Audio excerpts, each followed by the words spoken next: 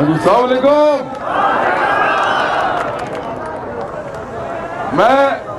میں صرف دو باتیں کروں گا. پہلی بات تو یہ کہ پاکستان میں دو قسم کے لوگ رہتے ہیں, ایک امیر اور ایک غریب. لیکن زیادہ غریب ہیں کہ امیر؟ حکومت کس کی ہونی چاہیے؟ غریب کون ہے؟ کسان. غریب کون ہے؟ مزدور.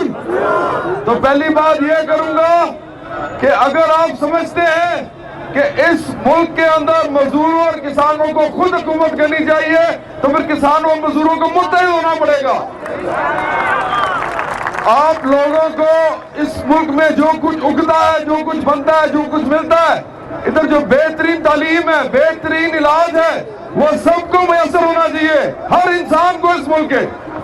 اور اس کے لیے آپ سب کو جدوجہد کرنی ہوگی. دوسری بات یہ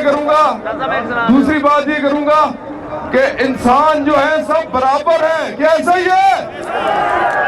غریب امیر ہونے چاہیے؟ کیا سب کو سب کچھ ملنا چاہیے؟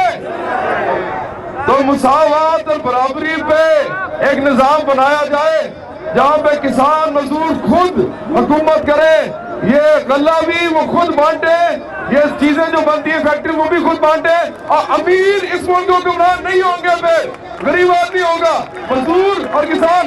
بڑی مہربانی, بہت شکریہ.